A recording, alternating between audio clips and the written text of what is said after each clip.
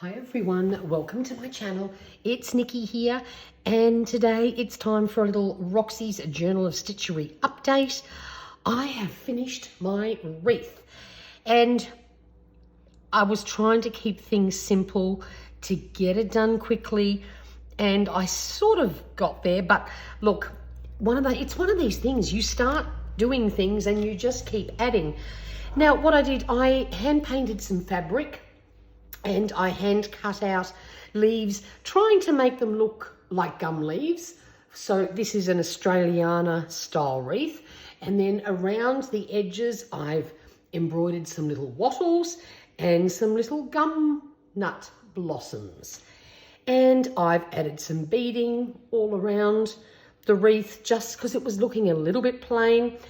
Then the center was looking very bare. So I found this red bell in my stash. So I popped that down there because I knew there was no way I would have time to embroider an entire bell.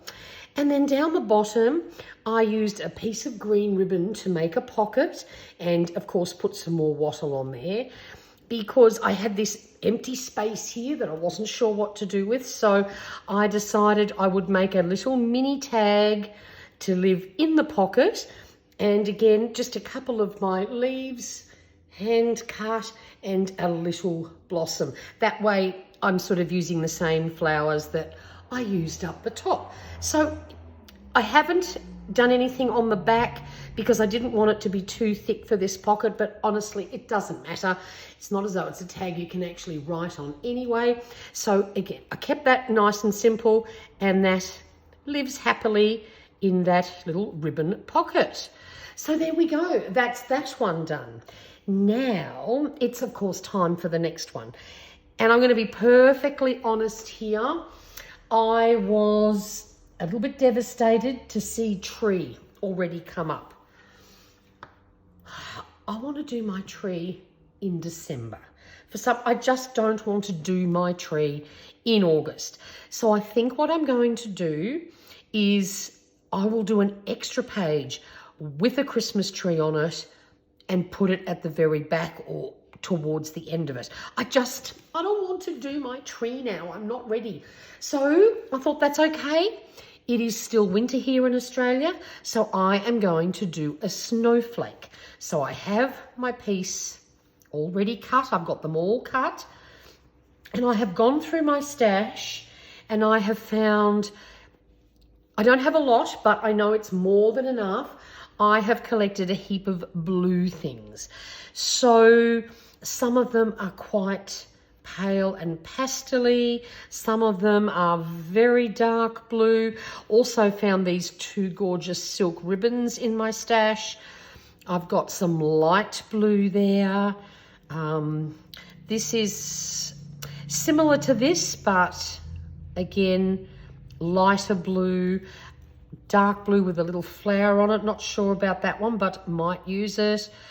This tiny little scrap, another little tiny scrap, a piece of sari silk ribbon, and of course this mesh. And even this little bit that has a bit of blue and grey, that might also get a mention. Because what I'm going to do is I'm going to do a snowflake. Now, even though we don't have snow in Queensland where I live, there's been plenty down south.